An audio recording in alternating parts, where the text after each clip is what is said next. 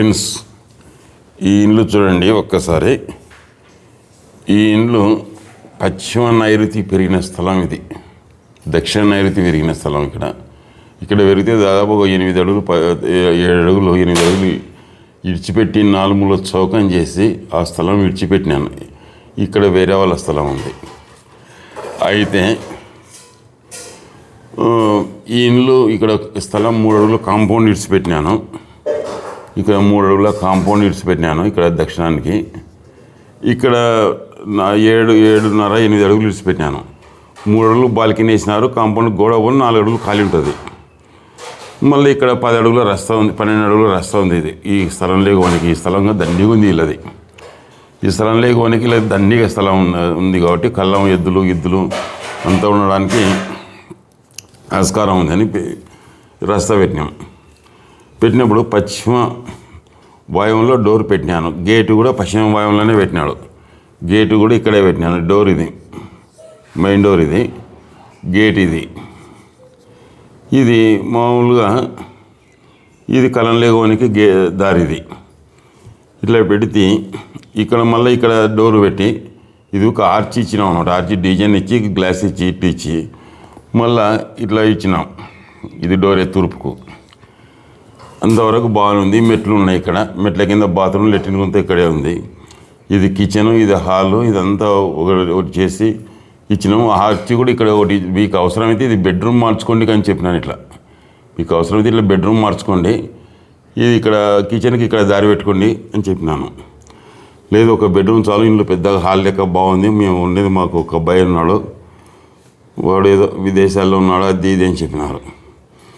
సరేలే అని చెప్పి వచ్చినాక ఇది కొంతకాలం బాగుంది. ఇండ్లు బాగున్న తర్వాత మళ్ళీ ఎవరింటికో వచ్చిన వాస్తాయన వచ్చి ఎందుకు ఇరిచిపెట్టాలి ఈ స్థలాన్ని, ఇక్కడ చెట్లు వేసుకోండి, మీరు పూల చెట్లు వేసుకోండి, మన వాళ్ళకెందుకు వదల, నేను వీళ్ళకి వదిలిపెట్టండి అమ్మ మీకు స్థలాన్ని, మీకు మంచిగా ఉంటుంది, ఇది వాడుకోకూడదు ఉండకూడదు అని చెప్తే సర్లే అన్నారు. వాళ్ళకి స్థలాన్ని ఎందుకు వెళ్ళి చెట్లు వేసుకోండి, పెద్ద పెద్ద చెట్లు ఉంటే నైరుతి చెట్లు ఉంటే మంచిదని నైరుతి స్థలాన్ని కలిపినారు. మళ్ళీ కలిపినది కాక ఇక్కడ ఏం జరిగిందంటే ధనం ఇట్లొచ్చి ఇట్నే పోతుంట చక్కగా ధనలక్ష్మి ఇంట్లోకి రాదంట. వాళ్ళకి చెప్పడం ధనలక్ష్మి ఇటు నుంచి ఇంట్లోకి దాటి ఇటునే పోతారు చక్కగా. ఎక్కడ పోతుందో ధనలక్ష్మి. సరే అని వాళ్ళు చెప్పి వాళ్ళు ఏం చేసినారు, దీన్ని ఈడున్న దాన్ని గోడ కట్టించినారు. వీటి నుంచి ఇట్లా గోడ కట్టించి దారి ఇక్కడే పెట్టించినారు. అంటే ధనలక్ష్మి ఇట్లా వస్తే ఇంకా ఇట్లా సోయి మళ్ళీ ఇట్లా తిరిగిపోలేదంట, ఇట్లా పోయి ఇట్లా ఇంట్లోకి పోతుందంట. వాళ్ళు చెప్పడం సరే బాగుంది. మళ్ళీ నేను ఏదో పరిస్థితులు అనుకూలించిపోయి వేరే వాళ్ళకి పోయి వాళ్ళ ఇంటికి పోతే ఎందుకమ్మా ఇట్లా మార్చినారు, ఇది ఆ చెట్లు ఎందుకు వేసినారు ఇవల్ల అంటే, మన నైరుతిలో చెట్లు ఉంటే మేలంటే వాళ్ళకి ఇవ్వకూడదంట, మన స్థలం మనకు ఇంటికన్నా ఎత్తు చెట్లు ఉండాలంట. నైరుతి పెరిగితే మృత్యుభయం కదమ్మా, తలకు వెన్నెముకకు నరాలకు సంబంధించి వస్తారని చెప్తున్నాము. మళ్ళీ ఇది వాయువం క్రాస్ అంటే ముండమోపులు ఉంటారు కదమ్మా, వాయువం ఆగ్నేయం నడుస్తే ఇట్లా ఉండకూడదు అని చెప్తే వాళ్ళు వినలే. సర్లే మళ్ళీ ఇట్నే డోర్ పెడతానులే అన్నా, అదన్నా ఇదన్నా అని చెప్పినారు కానీ చెప్పలే. అయితే ఇట్లా వాయువం ఆగ్నేయం నడిచినారు వాళ్ళు. అంటే ఇక్కడ నుంచి వస్తే ఆగ్నేయం లేవినట్టు, అంటే అనారోగ్య కారణంగా డాక్టర్లకు ఆసుపత్రులకు లాభం చెప్తున్నాం, యాక్సిడెంట్ చేయడం, రోగాలు రావడం, కోర్టు కేసులు జరగడం. ఇట్లా వస్తే వాయువంలోకి అప్పు చేయడం తెలిసి దిద్దడం తెలియదు. ఎంత ధనవంతుడైనా అప్పు చేయాల్సిందే, అనారోగ్యం పాలు కావాల్సిందే, లేదా ప్రేమించి పెళ్లి చేసుకోవడం,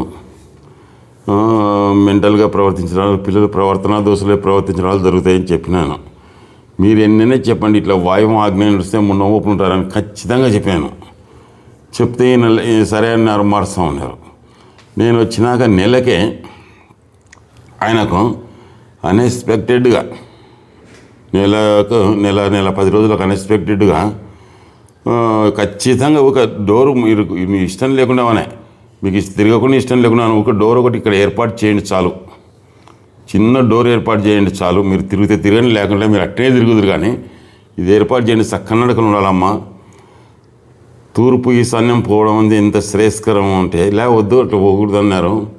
ఇట్లా డబ్బు వచ్చి ఇట్లా వచ్చి ఇట్లా ఇట్లా చక్కగా అవతలకి వెళ్ళిపోతుందంట. అంటే సరేలేమ్మా, ఇప్పుడు ఇట్లా మార్చినాక మీకు ఎంత మటుకు డబ్బు మిగులుతుందంటే అట్నే ఉంది అంటారు. అట్నే ఉంది అంట. మళ్ళీ ఎక్కువ లేదంట డబ్బు, అట్నే ఉంది అంట కొంచెం. అంటే ఇంకేం చెప్పాలని మీరే చెప్పండి కొద్దిగా. అట్నే ఉంది అంటే ఇంకా అట్నే ఉన్నప్పుడు ఎందుకు మార్చినారంటే పలకరు. తర్వాత ఒక్క నెల 15 రోజులకు నేను చెప్పొచ్చినాక మీ ఇష్టం చెడు ఫలితాన్ని ఖచ్చితంగా అనుభవిస్తారు ఇట్లా నడిస్తే. నువ్వే కాదు, నేను మహామహులను చూసినాను, మీ ఇష్టం అని చెప్పి వచ్చినాక ఒక నెలకే ఆమె భర్త అనుకోకుండా కడుపులో వచ్చి కర్నూలుకి తీసుకొస్తే కర్నూలు నుంచి ఇంటికి కూడా అవ్వలే, స్వర్గస్థుడైనాడు. నాకు మొన్న ఫోన్ చనిపోయినాక 3వ రోజు సోమవారం, అంటే మొన్న సోమవారం నాడు ఫోన్ చేసినారు. అన్న ఇట్లా జరిగిందంటే ఏం చేయమంటే పోయి వాడిని దొరకరా పరి బతికిస్తాడేమో. చెప్తే మీకు అర్థం కాదు, ఎందుకంటే దండిగా 50,000 60,000 తీసుకుంటే నమ్ముతారు. కానీ ఏదో మనం చెడిపోయినాం, ఒకప్పుడు బీదగా బతికి చెడిపోయి అంతా పోగొట్టుకొని బీదరికం అనేది ఎట్నో తెలుస్తుందని డబ్బులు ఎక్కువ కాకుండా ఏదో 4 ఇచ్చిన కాడికి 2,000 3,000 ఎంత ఇచ్చినా అంత తీసుకొని పోయినాం. మళ్ళీ రెండోసారి ఎవరింటికన్నా వచ్చినప్పుడు మీరు పిలిచకుండా డబ్బులు లేకుండా మీ ఇంట్లోకి వచ్చి చెప్తే చులకనైపోయినమ్మా నేను. వద్దు, ఆయన్నే పిలిచండి నేను చెప్తాను. కరెక్టా కదా? ఇప్పుడు 50,000 60,000 10,000 తీసుకుంటే ఫీజు ఇంత 2 గొలుసులు వేసుకొని 4 ఉంగరాలు పెట్టుకొని కాషాయం బట్టలు వేసుకొని పైన నెత్తికి ఇద్దరు కారు పెట్టుకొని ఇద్దరు వెనక 4 పెట్టుకుంటే నమ్ముతారు. ఇట్లా గొట్టం తగిలించుకొని పోయి మనకు మంచిగా జరగాల, అందరికి మంచిగా ఉండాలా, ఒకరికి బరువు కాకూడదు, నేను ఒకరికి బరువు కాకూడదు, పేదరికం అనేది ఎట్లాడదో నేను అనుభవించినాను అని పెద్ద భూస్వామిని అయ్యింది పోగొట్టుకొని పేదరికం ఎట్లాడదో అనుభవించినానని అందరూ బాగుండాలని చెప్పినా కానమ్మా, నాకు డబ్బే ముఖ్యం అనుకుంటే నేను అందరి లెక్కనే 10,000 50,000 60,000 డిమాండ్ చేయాలమ్మా. ఇష్టంగా నాకు చేయొద్దు ఫోన్ అని చెప్పేసి కట్ చేసినాను. ఫ్రెండ్, నేను చెప్పిన దాంట్లో ఏమన్నా పొరపాటు ఉంటే నా నంబర్కి ఫోన్ చేసి నాకు చెప్పొచ్చు. ఎందుకంటే నేను చెప్పింది కరెక్టా కదా, ఫస్ట్ నేను చేసింది కరెక్టా కదా, ఇది చేసినది కరెక్టేనా, ఇట్లా నడిస్తే మున్నోపులు ఉండరా? ఏ పెద్ద విల్లల్లో అపార్ట్మెంట్లో పశ్చిమ పేసుల్లో ఇట్లా క్రాస్ నడకలు పెట్టి అయిపోతున్నారు, అప్పులపాలవుతున్నారు. మంచిగా చెప్తే వినరు. లేదు 10,000 50,000 ఫీజు అంటే కరెక్ట్, దాన్ని ఎక్కువ ఫీజు తీసుకున్నాను అంటే. ఎందుకంటే బజార్లో అమ్మేతోడు ఒక షర్టు అమ్మితే, ఒక చీర అమ్మితే 150కి ఇస్తావా 200కి ఇస్తావా అంటాడు. అదే షో కేసులో అయితే 2,000 ఇస్తావా 2,000 రేటు దాని మీద రాసినాడమ్మా, ఫిక్స్డ్ రేట్. అంటే అదే 150 రూపాయలు ఇచ్చిన 2,000 ఇచ్చుకొని వస్తున్నారు. బజార్లో బండి మీద పెట్టే స్వీటు కేజీ 200 లెక్క కొనరా అంటే కొనరు. అదే పుల్లారెడ్డి స్వీట్ కాడికి పోయి 600 పెట్టి అదే కేజీ స్వీట్ అదే కొంటారు. అదే స్వీట్ ఆడ చేసేది అదే స్వీట్ ఏమంటే అద్దాల్లో నీట్గా కనొస్తుంది, ఇలా బండి మీద బీదీడు కదా. కాబట్టి ఫ్రెండ్స్, డబ్బు కాదు విలువ, మీకు రిజల్ట్ వచ్చిందా లేదో చూసుకోరు, మీరు బాగుపడేది చూసుకోరు. ఒక పెద్ద కార్లు వేసుకొని 4 గొలుసులు వేసుకొని డ్రెస్ వేసుకొని 4 నెంబర్ పెట్టుకొని ఇది చెప్తుంటే నమ్మొద్దు. ఎందుకంటే ఇప్పుడు బాగా ఇది ఆయన యజమాని చనిపోతే ఉండేది ఒక్కతే ఉంది ఆయన ఇంట్లో. ఆయనకు యజమానికి 40 ఏళ్ళు ఉండి లేకనే ఆమె బతికేం కావాలా, ఆమె పిల్లల బతికేం కావాలా, వాళ్ళ కథ ఏం కావాలా, వీళ్ళు చేసిన విధవ పనికి ఇట్లా జరుగుతాలక ఏం చేయాలి చెప్పండి మీరే. ఏమన్నంటే క్రాస్ నడకలు లక్ష్మీదేవి ఇట్నే అవుతుందంటే చక్కగా. ఈ ఆడోళ్ళకి ఏం తెలుసు, ఏమో ఒక్కసారి గంపగా రూమ్ దుడ్లు వస్తాయని పెట్టినారు.